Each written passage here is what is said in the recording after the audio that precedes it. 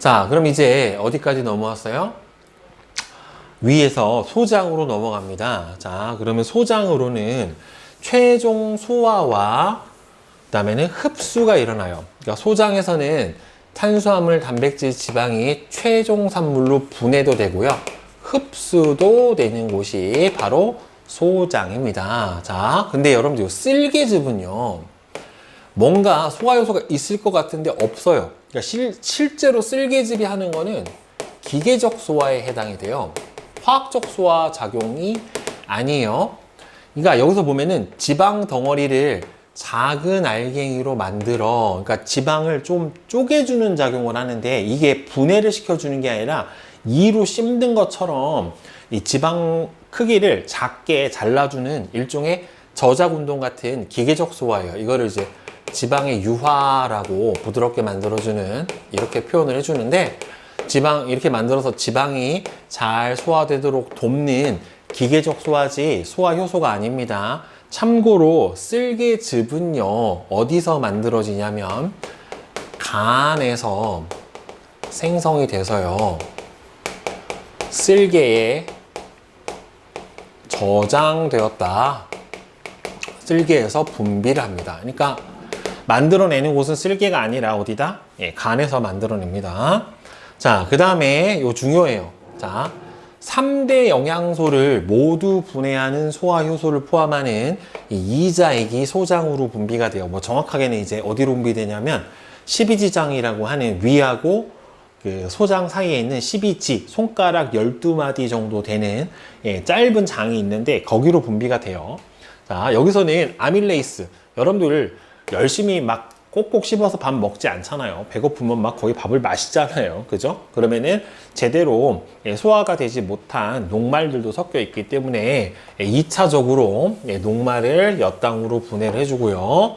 그 다음에 펩신이 1차적으로 분해한 단백질을 한 번 더 분해해주는 트립신이라고 하는 소화 효소가 들어있고요. 그 다음에는 지방을 최종 산물인 지방산하고 모노글리세이드라고 하는 걸로 두 개로 분리가 됩니다. 분리해주는 라이페이스가 분비가 돼요. 그러니까 단백질은 지금 위에서 한 번 됐고 소장에서 또 한 번이 됐죠. 그리고 녹말 같은 경우도 입에서 침에 의해서 한 번 됐고 지금 소장에서 이자에게 해서 한 번이 됐죠. 근데 지방은 그냥 지방은 한 번에 소장에서 라이페이스에 의해서 그냥 지방산과 모노글리세이드로 분해가 일어나요. 그래서 이자액은 3대 영양소를 모두 분해할 수 있는 소화 효소가 포함이 되어 있는 곳이 이자액입니다. 자, 그 다음에 소화 효소가 소장에서도 다시 나와요. 이거는 뭐라고 하냐면 장액이라고 하는데 탄수화물 소화 효소가 한 번 더 나옵니다. 원래 정확한 명칭은 말타제라고 하는 효소고요. 말테이즈예요, 말테이즈. 마르티즈가 아니라 말테이즈라고 하는 효소가 나오면 이 말테이즈는 엿당을 포도당으로 분해를 시켜주게 되고 그 다음에 단백질이 최종적으로 분해가 일어나요. 그러니까 단백질은 총 몇 번 소화? 3번. 위에서 한 번, 그 다음에는 이자액에 의해서 한 번, 그리고 최종적으로 장액에 의해서 한 번, 펩신과 트립신에 의해서 분해된 단백질의 중간산물, 보통 이 중간산물이 최종 산물인 아미노산이 2개나 또는 3개가 결합되어 있는 디펩타이드나 또는 3개가 결합된 트리펩타이드라는 걸로 분해가 되고요. 이 디펩타이드나 트리펩타이드를 최종적으로 아미노산으로 분해를 시켜주는 효소가 펩티데이즈라고 하는 효소가 분비가 되는데 이 펩티데이스, 이 효소에 의해서 최종적으로 아미노산으로 분해가 일어나게 됩니다. 그러면은 3대 영양소가 최종적으로 소장에서 다 분해가 되고 그리고 이제 흡수까지 일어나게 되는 거예요. 자, 그래서 소화의 전 과정을 나오는 이제 모식적으로 보게 되면은 녹말과 단백질과 지방인 3대 영양소가 일단 녹말은 어디 입에 있는 침에 있는 아밀레이스에 의해서 한번 소화가 되고 그 다음에 어디로 내려와서 소장에 들어있는 이자액에 들어있는 다시 아밀레이스에 의해서 엿당으로 분해가 돼요. 그러니까 요 안에는 여기서 분해된 엿당도 같이 있겠죠. 그럼 이 엿당은 탄수화물 소화 효소인 뭐에 의해서 말테이스에 의해서 포도당으로 최종적으로 분해가 됩니다. 그러니까 녹말의 최종 산물은 뭐다? 포도당이다. 그 다음에 단백질은 맨 처음에 위에서 펩신에 의해서 한번 분해가 돼요. 이때 누구의 도움을 받아요? 아이고, 염산의 도움을 받습니다. 염산의 도움을 받아서 한번 분해가 돼요. 폴리펩타이드 같은 걸로 분해가 되고, 이 폴리펩타이드가 트립신, 이자액에 들어있는 단백질 소화 요소인 트립신에 의해서 디펩타이드나 트리펩타이드라고 하는 걸로 한 번 더 쪼개지고요.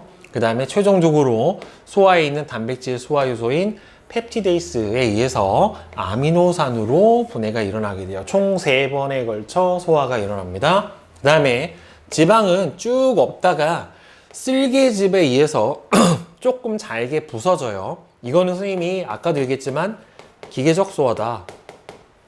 뭐가 아니다? 소화 요소가 아니다. 그래서 이 이자액에 들어있는 라이페이스에 의해서 최종적으로는 두 가지인 지방산과 모노글리세이드라는 걸로 이렇게 분해가 일어나게 돼요. 그리고 지금 보면 녹말은 아밀레이스만 분해할 수 있고요. 단백질은 펩신만, 또 펩신에 의한 산물은 트립신만, 트립신에 의한 산물은 여기 펩티데이스만, 그 다음에 지방은 누구만? 라이페이스만 분해할 수 있죠. 그러니까 효소는 분해할 수 있는 물질, 영양소가 정해져 있어요. 특정 물질하고만 하지 펩신이 녹말을 분해할 수 없고 트립신이 지방을 분해할 수 없다란 말이에요. 이걸 아까 선생님이 기질의 특이성이다 라고 얘기를 해줬었습니다. 자, 그러면 이 흡수된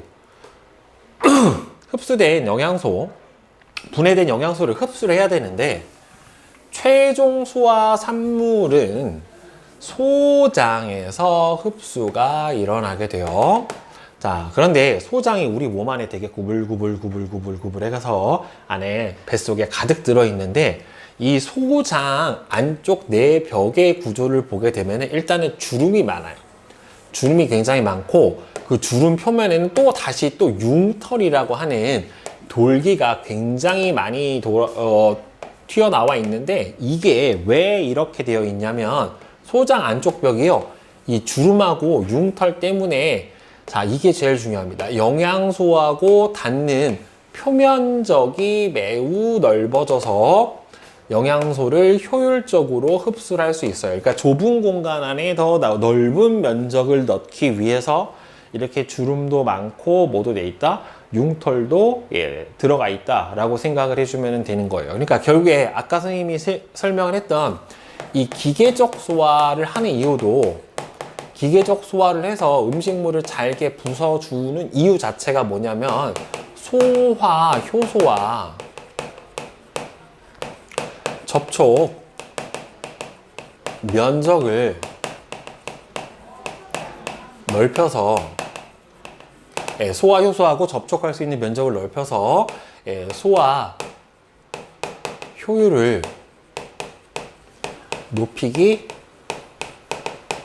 위해서 이 기계적 소화가 일어나게 되는 거예요. 특히나 저작 운동이나 쓸개즙의 작용 같은 것들이 바로 여기에 해당이 됩니다. 그러면 이렇게 소장은 이렇게 주름이 되어 있고 이 주름 안쪽에 보면 이렇게 다시 또 이제 구불구불한 형태의 주름 안에 또 다시 이렇게 많은 융털들이 이렇게 돋아나 있는 거를 볼 수가 있어요. 그리고 이 융털 하나만 떼서 자세히 보면은 다시 이 가운데에 관이 하나가 이렇게 들어가 있는데 암죽관이라고 하는 관이 있고요. 그 바깥쪽을 아주 가느다란 모세 혈관이 둘러싸고 있는 이런 형태로 되어 있어요. 그러니까 이게 암죽관은요, 나중에 우리 혈액은 림프액이라는 거랑 혈액이라는 거랑 같이 섞여 있거든요. 그래서 그 림프가 다시 흐르는 림프관이라고 하는 부분이 우리 몸에는 따로 존재를 하는데 이 림프관은 일종의 기름이에요. 그리고 혈액은 물이 훨씬 더 많은 상태가 되는 거고요. 그래서 이 모세혈관을 통해서는 수용성, 물에 잘 녹는 영양소가 모세혈관을 따라 흡수가 일어나게 되고요. 그 다음에 암주관으로는 지용성 영양소가 흡수가 돼서 이동을 하게 됩니다. 그러니까 흡수는 따로 되더라도 결국에는 혈액 속에서 어떻게 돼요? 두 개는 다시 만나요. 자, 그러면 수용성 영양소, 즉 물에 잘 녹는 거는 포도당, 아미노산, 무기업류, 그 다음에는 하나 더 수용성 비타민, 수용성 바이타민. 물에 잘 녹는 바이타민, 아까 선생님이 뭐하고 C, B1, B2 이런 것들이 수용성 바이타민이라고 얘기를 했죠. 얘네들은 융털의 모세혈관으로 흡수가 일어나게 되고, 지용성 영양소는 물에 잘 녹지 않기 때문에 지방이 분해된 지방산과 모노글리세이드, 그 다음에 여기서 나왔던 것처럼 지용성 바이타민, 아까 설명해줬죠. 그쵸? 지용성 바이타민, 아데크라고 했죠. A, D, E, K, 요 네 가지 같은 경우에는 어디로? 암주관으로 흡수가 일어나서 이동을 하게 됩니다. 그리고 이 소장에서는요, 대부분의 물도 흡수를 해줍니다. 물을 최대한 많이 흡수하는 곳은 어디예요? 소장이에요. 자, 그러면 이제 흡수할 거 다 흡수하고 이제 나머지 뭐가 남았어요? 찌꺼기만 남은 거죠. 흡수가 안 되는 것도 있단 말이에요. 예를 들어서 우리가 야채나 과일을 먹으면 그걸 잘 씹어서 그 안에 나오는 과즙, 채즙, 그리고 물에 녹는 바이타민이나 무기업류, 이런 것들은 섭취를 하고요. 실제로 상추를 먹으면 그 상추 줄기나 이파리나 이런 것들은 우리 몸에서 어떻게 돼요? 소화가 안 돼요. 그럼 얘네들은 이제 섬유질 같은 경우에는 우리 몸에서 소화를 할 수 있는 소화 효소가 없기 때문에 얘네들은 어떻게 돼요? 그냥 똥으로 내보내야 된단 말이에요. 그래서 그 부분을 이제 흡수하지 못하고 남은 찌꺼기 같은 것들이 최종적으로 이동하는 곳이 어디냐면은 대장이에요. 그래서 소장에서 영양소가 흡수가 되고 남은 물질은 대장으로 이동을 하게 되고요. 여기서는 소화액은 분비가 안 돼요. 그래서 소화작용은 없고요. 주로 물이 흡수된다라고 되어 있는데 여기서 헷갈리면 안 돼요. 주로 물이 흡수된다라고 하더라도 뭐냐면은 소장에서 대부분 흡수되고 남은 수분이 흡수가 되는 거예요. 여기서 주로 수분을 흡수를 하는 게 아니라 소장에서 대부분 흡수가 되고 남은 수분의 일부를 재흡수를 해주는 게 바로 뭐다? 대장의 역할이에요. 그리고 물이 빠져나가고 남은 물질은 대변이 돼서 항문을 통해서 몸 밖으로 나가는데, 이거는 실질적으로는 배설이 아니라 배출이에요. 배출. 배설은 달라요. 좀 개념이. 그래서 이거는 배출에 해당이 되는 겁니다. 소화를 시키고 나서 남은 찌꺼기를 체외로 내보내는 작용에 해당이 되는 거예요. 자, 그러면 이제 개념 쑥쑥 봅시다. 자, 11번은 자, XO, OX예요. 자, 그러면은 1번이 틀렸고 4번이 틀렸는데, 지방은 어디에서? 소장에서만 분해가 일어나게 되겠죠. 위에서는 단백질만 분해가 일어나게 돼요. 그 다음에 쓸개즙은 지방을 분해하는 소화 효소는 아니죠. 선생님이 쓸개즙은 지방의 유화, 기계적 소화만 해준다라고 했습니다. 자, 다음에 12번 A. 자, 침에 들어있는 소화 효소 아밀레이스예요. 그죠? 그 다음에 위에서 분비되는 소화 효소 B는 펩신. 그 다음에 소장에서 이자액 안에 들어있는 단백질 분해 효소는 트립신. 그 다음에 쓸개즙에 의해서 분해된 지방을 최종적으로 분해해주는 라이페이스. 각각의 소화 효소에 해당이 되죠. 가야부터 다에 해당하는 최종 소화산물의 이름 가. 자, 녹말이 최종적으로 분해되면은 포도당. 그 다음에 단백질은 최종적으로 분해되면은 아미노산. 그 다음에 지방은 지방산하고 모노글리세이드라고 하는 걸로 최종 분해가 일어나게 됩니다. 그러니까 저게 지방산하고 모노글리세이드로 분해가 돼서 소장에서 흡수가 된 다음에 다시 암죽간으로 들어가게 되면은 다시 합쳐져서 지방이 돼요. 그러니까 지방 분자가 크니까 흡수를 할 때는 쪼개고 흡수를 한 다음엔 다시 붙여서 이 지방으로 만듭니다. 다음 13번. 자, 쓸개즙을 만들어내는 곳은 어디입니까? 간이죠. 간. 그러니까 간 여기서 C에 해당이 되겠죠.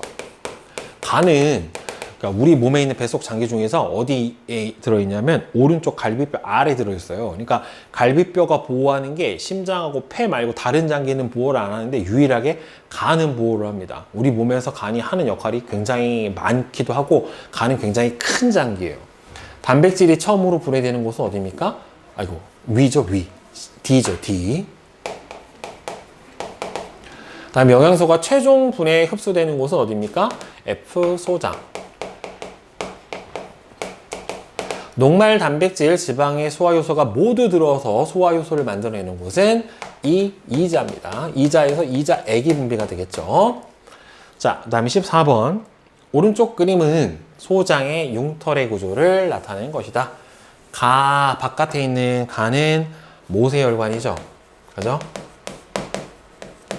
그 다음에 안쪽에 들어있는 나는 암죽관에 해당이 됩니다. 그 다음에 가로 흡수되는 영양소. 그 간의 모세혈관으로는 뭐가 흡수가 됩니까? 수용성 영양소니까 여기서 포도당. 그 다음에는 아미노산, 무기염류. 그 다음에 추가적으로 써주면 여러분들 대부분의 물하고 수용성 바이타민. 그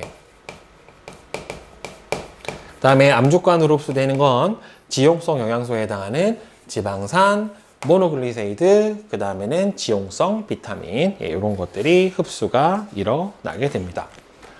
자, 그 다음에 이제 탐구 영양소 검출 실험 나온 거, 자, 봅시다. 위 실험에 대한 설명. 자, 녹말은 수단3로 검출할 수 없죠. 그렇죠? 수단3는 지방 검출하는 거니까 이거는 해당 사항이 없고, 영양소 검출 반응 중 가열 반응을 거쳐야 되는 것은 그렇죠. 베네딕트 반응 맞고, 단백질이 들어있는 음식에 5% 수산화 나트륨 수용액과 1%인 황산구리 수용액을 넣은 뷰렛 반응을 시키면 청람색이 아니라 보라색으로 나타나야 되기 때문에 틀렸죠.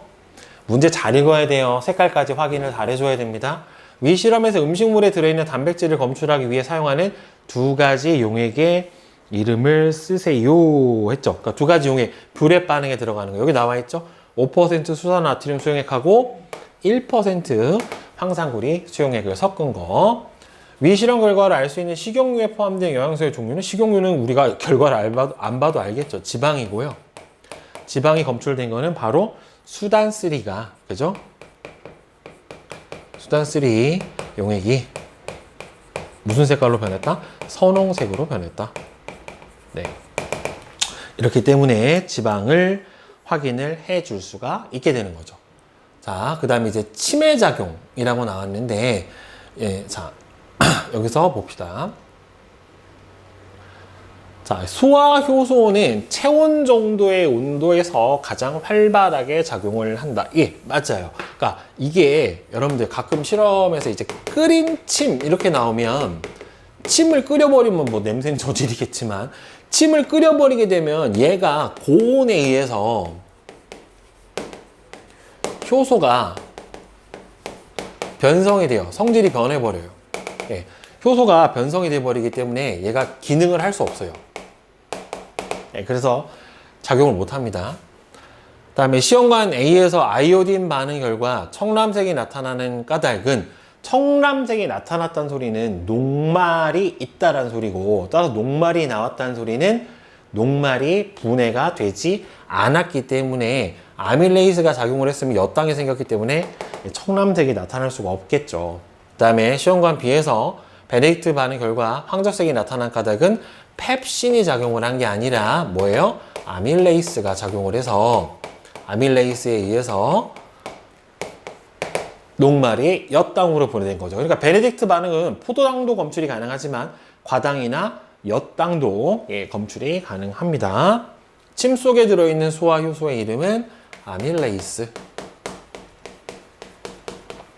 시험관 B의 베네딕트 반응 결과 황적색이 나타난 까닭은 결국에는 뭐가? 녹말이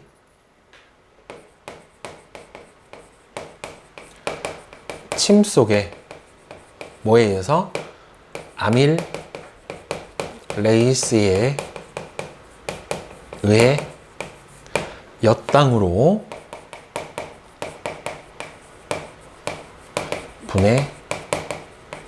분해되었기 때문에가 되겠죠. 그쵸? 자, 1번은 생물 몸의 구성 단계에 대한 설명으로 옳지가 않은 것은 위, 폐, 콩팥, 뿌리, 줄기는 기관. 예, 맞죠? 생물 몸을 구성하는 기본 단위는 세포. 이것도 맞고요. 예, 모양과 기능이 비슷한 세포가 모여서 조직을 만드는 것도 맞고, 여러 종류의 조직으로 이루어진 삼겹살은 기관이 아니죠. 삼겹살은 근육 조직입니다. 조직. 예, 따라서 4번이 틀렸네요. 결국에는. 네. 그 다음에 식물에는 조직계가 존재를 하죠. 자, 그 다음에 2번은 2번이고, 그 다음에 3번은 순서대로 어떻게 됩니까? 제일 작은 게 세포에 해당이 될 테니까 여기서 어디에요? 가. 그 다음에는 라. 그 다음에는 나, 다, 마. 이런 순서로 동물은 구성이 되겠죠. 자, 가는 여러 조직이 모여 고유한 모양과 기능을 갖춘 단계는 기관에 해당이 되는데, 기관이 아니라 세포니까 틀렸고요. 신경 조직은 라와 같은 단계에 해당이 되니까 이것도 안 되고, 다는 관련된 기능을 하는 몇 개의 기관이 모인 기관계에 해당이 되니까 맞죠? 심장은 기관이라 나고요. 마는 다 모인 개체입니다. 네, 틀렸고. 5번. 식물의 몸에는 없고 동물의 몸에만 있는 단계는 바로 뭡니까? 다 기관계죠. 기관계. 기관계는 동물만 존재하는 구성 단계에 해당이 됩니다. 자, 6번은 5번이고요. 자, 그다음에 7번은 영양소에 대한 설명으로 옳지 않은 것은, 자, 물은 체온 조절에 도움을 줍니다. 예, 맞아요. 비열이 크니까. 그리고 기와열이 커서 땀을 흘려서 체온을 조절하는 데 도움을 주고, 그 다음에 몸을 구성하는 성분 중에서 가장 많은 것은 물이다. 이것도 맞아요. 그죠? 탄수화물하고 단백질은 주로 몸을 구성을 한다. 단백질은 체구성 성분이 많은데 탄수화물은 아니에요. 자, 그래서 3번. 남은 탄수화물은 지방으로 바뀌어서 피하지방이나 내장지방으로 저장이 되는 거 맞고요. 에너지원으로 이용되는 영양소에는 무기염료, 단백질, 지방. 자, 여러분 에너지원은 칼로리를 내야 되는데 무기염료는 아무리 많이 먹어도 칼로리가 없습니다. 단백질하고 지방은 각각 그램당 4kcal, 9kcal의 열량을 낼 수가 있죠. 자, 그 다음에 8번은 5번이죠. 그죠? 그 다음에 9번 바이타민에 대한 설명으로 맞는 것은 3번하고 4번. 그 다음에 10번은 어떤 영양소에 대한 설명입니까? 단백질이니까 이거는 뷰렛 반응으로 검출을 해줘야 되겠죠. 자, 따라서 맞는 거는 5번이 뷰렛 반응에 대한 설명에 해당이 됩니다. 그러니까 5% 수산화 나트륨 수용액과 1% 황산 구리로 되어 있는 거는 맞는데 얘가 무슨 색으로 바뀌는 거예요? 보라색으로 바뀌게 되는 거예요. 색깔 변화까지 정확하게 알고 계셔야 돼요. 그 다음에 11번은 3번이고요. 자, 그 다음에 12번 한번 봅시다. 다음은 어떤 음식물에 들어있는 영양소의 종류를 알아보기 위해서 수행한 실험 결과인데, 자, 그림과 같이 같은 양의 음식물을 넣은 시험관 A부터 D에 각각의 검출 용액을 넣고 시험관 B만 가열한 후에 색깔 변화를 관찰을 한대요. 자, B만 가열을 했대요. 보통 가열해서 우리가 색깔 변화, 영양소를 검출하는 거는 베네딕트 반응에 해당이 되는 포도당 또는 엿당만 가능하다란 말이에요. 그죠? 자, 그러면 A 변화가 없대요. 그러면은 A는 아이오딘이나 칼륨은 녹말을 알아보려는 거고, 얘는 포도당을 알아보려는 거고, 그 다음에 C는 수단3는 지방, 얘는 뷰렛 반응이니까 단백질을 검출을 해보려고 하는 건데, 여기서 A 변화가 없었어요. 색깔 변화 안 나타나고 B도 없었고, C가 선홍색이 나타난 걸로 봐서는 얘는 뭡니까? 지방이 들어 있다 라고 볼 수가 있을 거고, 자, 그 다음에 뷰렛 반응이 여기서 나타났어요? 안 나타났어요? 예, 보라색으로 변했죠. 그러니까 얘가 푸른색에서 보라색으로 변한 거예요.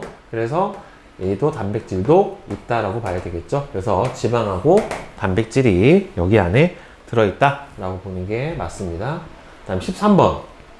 우유에 들어있는 영양소의 종류를 알아보기 위해 시험관 가부터 라에 각각 같은 양의 우유를 넣고 표와 같이 검출 용액을 넣은 후 색깔 변화를 관찰을 했어요. 그랬더니만 베네딕트 용액에서는 황적 색깔이 나왔대요. 그럼 뭐가 들어있다?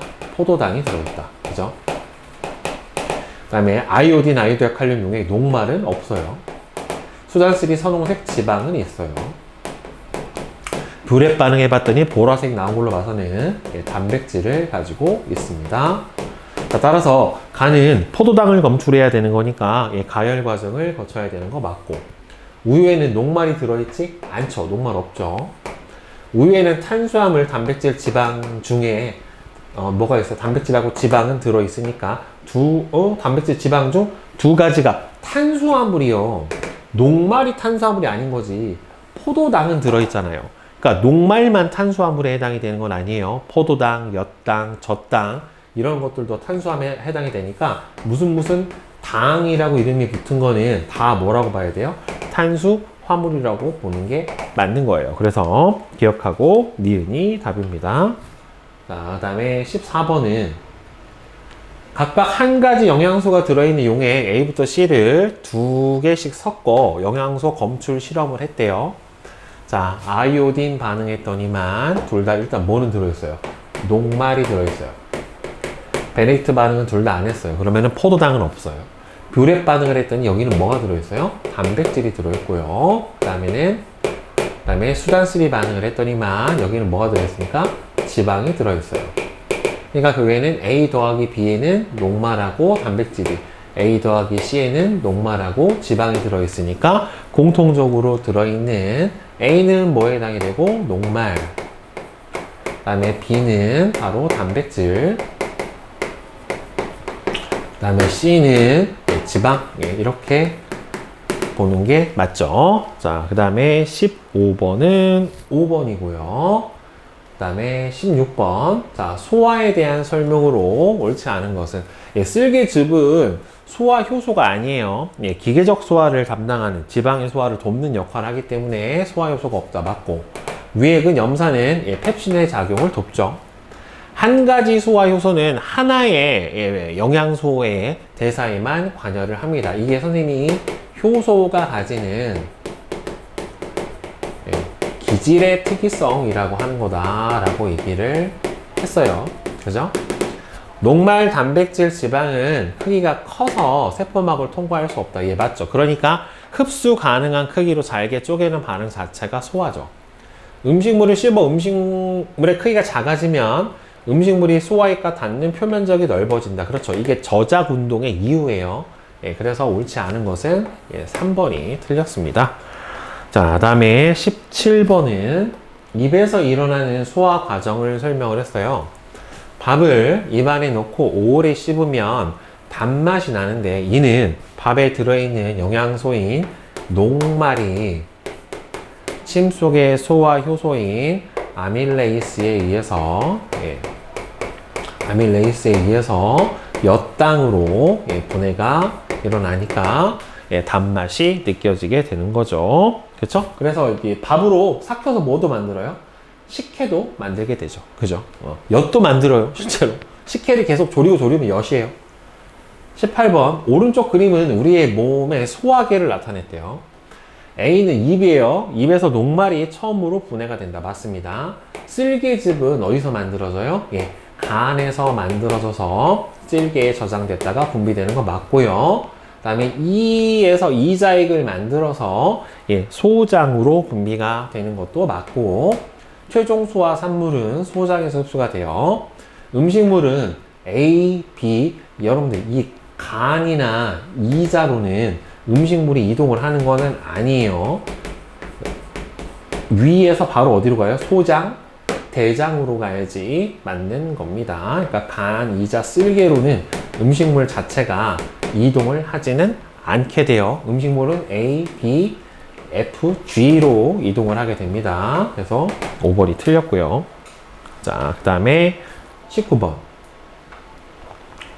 자, 4개의 시험관 A부터 D에 묽은 녹말 용액을 넣고 그림과 같이 장치한 다음 일정 시간이 지난 후 각 시험관의 용액을 덜어내서 각각 아이오딘 반응, 녹말 반응하고요.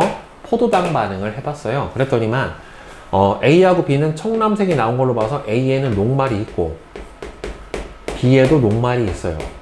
자, 그러면은 녹말이 있다는 소리는 녹말이 분해가 안 됐다는 소리고, 황족색이 나타난 걸로 봐서 C에서는 포도당이 있어요. 엿당이 생긴 거고 얘는 녹말이 분해가 된 거고 얘도 아직 녹말이 있다란 말이에요. 그러면은 실제로 여기서 분해 반응이 일어난 거는 C밖에는 없는 거예요. 결국에. 그러니까 가에서는 아이오딘 반응을 해봤어요.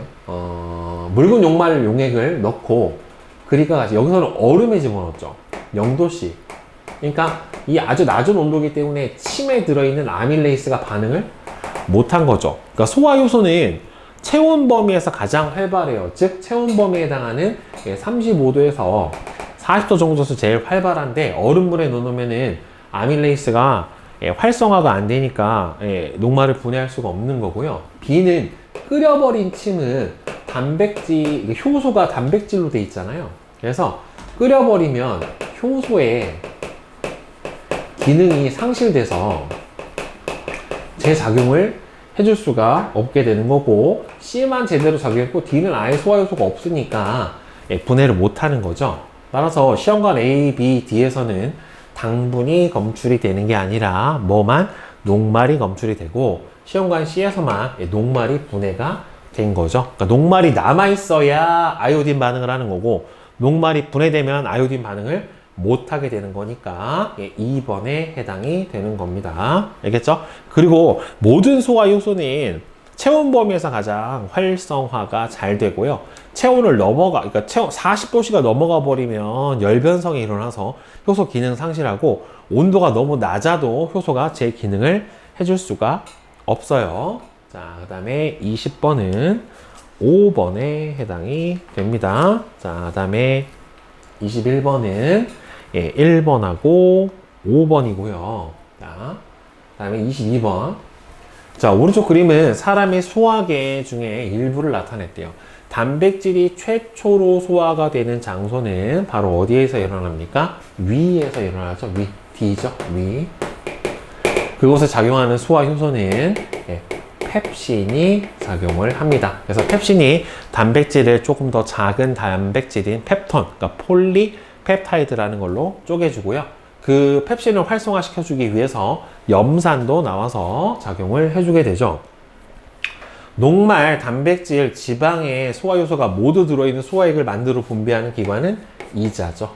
이자에서 이자액을 분비해 줍니다. 여기서 이자는 노란 색깔을 띠고 있는 여기서 누구에 해당이 됩니까? E에 해당이 되겠죠. B는 쓸개예요. 쓸개. 자, 그 다음에 24번은 4번. 그 다음에 25번은 한번 봅시다. 녹말 단백질 지방의 소화 과정을 나타낸 것인데요. 자, 보면은, 자, 아밀레이스에 의해서, 보면은 입에서 한번 소화가 되고, 소장에서 소화가 되고, 그래서 포도당으로 변하죠. 그러면 간은 녹말이죠. B는 지금 아미노산으로 변한 걸로 봐서는 단백질이고요. 다음에 다 같은 경우에는 현재 지방에 해당이 됩니다. 따라서 입 안에서 아밀레이스, 그 다음에 B 위 안에서 펩신, 그 다음에 이자액에 들어있는 트립신 작용을 해주게 되고, 그 다음에는 얘는 이자액에 들어있는 뭐예요? 라이페이스, 그죠? 이에 의해서 지방의 소화가 일어나요. 간은 녹말, 나는 지방이 아니라 단백질. 다는 지방이니까 틀렸고요. 쓸기즙은 지방의 소화를 돕습니다. 녹말이 아니에요. 라는 여기서 보면은 모노글리세이드랑 지방산과 모노글리세이드로 지방이 나눠지게 되고요. 이렇게 하나 떨어진 게 지방산, 나머지가 모노글리세이드 맞죠? A는 뭐예요? 아밀레이스죠. 아밀레이스. D는 펩신이에요. C와 D는 트립신, 라이페이스는 어디서 만들어집니까? 이자에서 만들어집니다. 그 다음에 26번은 5번이고요. 그 다음에 27번은 오른쪽 그림은 소장, 융털의 구조를 나타낸 거랍니다. 자, A에 들어있는 게 암주간 맞고요. 그 다음 B는 모세혈관 맞죠? 그래서 암주간은 뭐를 흡수합니까? 지용성 영양소. A, 지용성 영양소. 그 다음에 모세혈관 같은 경우에는 수용성 영양소를 흡수를 해주게 되죠. 지방산하고 모노글리세이드는 지용성이 맞는데 무기염류는 수용성이니까, 수용성 영양소니까 암주간으로 흡수가 되지 않죠. 그래서 옳지 않은 거는 바로 3번이 틀렸네요. 나머지는 다 맞습니다. 자, 다음에 서술형. 지방을 검출하는 방법을 검출용액은 뭘 사용합니까? 수단 3 용액을 사용을 해줍니다. 수단 3 용액을 사용을 해주고 색깔이 지방이 검출이 되면 선홍 색깔로 변하는 걸 볼 수가 있고요. 자, 다음에 29번. 침의 소화 작용을 알아보기 위해 시험관 A와 B에 같은 양의 묽은 녹말 용액을 넣은 후에 그림과 같이 장치를 하고 일정 시간이 지난 다음에 아이오딘 반응하고 베네딕트 반응을 해서 색깔 변화를 관찰했대요. 자, 그럼 A는 증류수가 들어갔으니까 A에서는 아무런 변화가 없으니까 A에는 뭐가 그대로 남아있어요? 녹말이 그대로 남아있는데 B 같은 경우에는 침이 들어갔으니까 녹말이 분해가 됐겠죠. 그쵸? 그러니까 얘는 엿당이나 포도당이 요 안에 들어있을 거란 말이에요. 그러니까 시험관 A에서는 녹말이 그대로 들어있으니까 아이오딘이나 칼륨 용액을 하면 A에서는 무슨 색이 나타나야 돼요? 청람색이 나타나야 되는 거고 시험관 B는 색깔 변화가 없어야죠. 그냥 아이오딘이나 칼륨 용액 색깔이 갈색이 나타나야 되는 거고 A하고 B에서 엿당이 있는 B에서만 베네딕트 용액을 넣고 가열하면은 황적 색깔이 나타나야 될 거예요. A는 색깔 변화가 없어야 되죠. 따라서 아이오딘 반응이 일어난 시험관은 바로 여기서 누구예요? A에 해당이 될 거고 색깔 변화는 청람색으로 변하게 된다. 베네딕트 반응이 일어난 시험관은 여기서 B죠. 그리고 색깔은 황적색의 색깔 변화가 나타나게 돼요. 자, 시험관 2에서 베네딕트 반응이 일어난 까닭은 여기는 침 속에 들어있는 아밀레이스에 의해 녹말이 엿당으로 분해가 된 거예요. 베네딕트 반응은 포도당도 검출이 되지만 엿당도 검출이 됩니다. 자, 그 다음에 위액에 들어있는 염산의 기능을 두 가지를 서술을 해주면 일단은 염산은 첫 번째로 음식물이나 이제 병균이 넣어먹을 수 있다란 말이에요. 그래서 음식물로 해서 살균 작용을 해주고요. 두 번째로는 소화 효소인 펩신을 활성화 시켜줘요. 원래는 펩신의 형태로 분비되는 거는 아니고 원래는 다른 소화 효소 형태로 분비가 돼요. 원래는 이제 펩시노겐이라는 걸로 분비가 됐다가 염산을 만나면 펩신이라는 걸로 활성화가 일어나게 됩니다. 소장 안쪽 벽에는 주름이 많고 주름 표면에는 융털이 있다. 이러한 구조의 장점은 즉 소화된 영양소와 접촉 표면적을 증가시켜서 접촉 표면적을 증가시켜서 흡수의 효율을 높여주는 역할을 해주게 됩니다. 다음 단원이 나중에 호흡에서도 저런 구조를 가지고 있는 것들이 나옵니다. 자, 실력탄탄 보면, 자, 다음은 사람 몸의 구성 단계를 순서 없이 나타냈대요. 구성 단계 맨 처음에 근육 세포라, 그 다음에는 세포가 모여서 조직 마, 조직이 모여서 기관 나, 그 다음에 기관 개 다, 그 다음에는 개체인 가. 그렇죠? 요런 순서대로 가는 게 맞는 거죠. 자, 그 다음에 2번은 그림은 서로 다른 종류의 영양소 A하고 B하고 C가 소화관을 지나는 동안 분해되고 남은 영양소의 비율을 나타냈대요. 입에서 최초로 소화가 일어나는 거는 바로 뭐겠습니까? A가 녹말. 그 다음에 위에서 최초로 소화가 일어나는 B는 바로 뭐예요? 단백질. 그 다음에 소장에서 최초의 소화가 일어나는 C는 바로 지방에 해당이 되겠죠. 따라서 각 영양소의 다음과 같이 소화액과 특정 물질을 첨가했었을 때 영양소가 가장 잘 분해가 되는 것은, 일단 A는 위액은 말도 안 되고, 끓인 이자액은 여러분들 가열해버리면 효소가 기능을 상실한다고 했으니까 안 돼요. 단백질은 침으로 분해를 해줄 수가 없게 되고, 그 다음에 지방은 위액으로 분해가 안 되죠. 그 다음에 이자액은 이자액 안에 있는 라이페이스에 의해서 지방이 분해가 되고, 지방의 소화를 돕는 쓸개즙을 넣어주면은 지방의 소화가 조금 더 잘 일어나게 될 겁니다.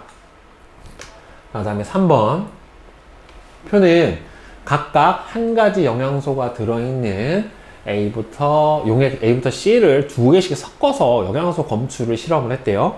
자, 첫 번째 거 봤더니만 A, B, 아이오딘 반은 청람색이 나왔어요. 그러면 일단은 여기 뭐가 들어있다? 녹말. 베네이트 반은 변화 없어요. 그러면은 일단 엿당이나 포도당은 없는 거고, 뷰렛 반은 보라색. 그럼 뭐가 들어있어요? 단백질. 수단3는 반응이 없고, 변화 없어요. 그럼 여기 녹말이 없고, 그럼 A 더하기 B는 녹말하고 단백질이고, 변화 없고, B도 단백질은 들어있는데 수단3가 선홍색이 나타났으니까 뭐가 들어있습니까? 지방이 들어있다. 따라서 A 더하기 B는 녹말 단백질이고, B 더하기 C는 단백질과 지방이니까 녹말이 A, 공통으로 들어있는 단백질이 B, 지방은 C. 그쵸? 이렇게 보는 게 맞는 거죠. 그래서 A는 녹말, B는 단백질, C는 지방 맞고, A의 최종 소화 산물은 소장 융털의 암주간이 아니라 수용성 영양소니까 모세혈관으로 흡수가 돼야 돼요. B의 최종 소화 산물은 아미노산이다. 이것도 맞아요. B의 최종 소화 산물은 모세혈관으로 흡수가 된다. 맞고, C는 라이페이스에서 분해가 되는 거 맞으니까 옳지 않은 것은 바로 2번이 틀렸습니다. 그렇죠? 네.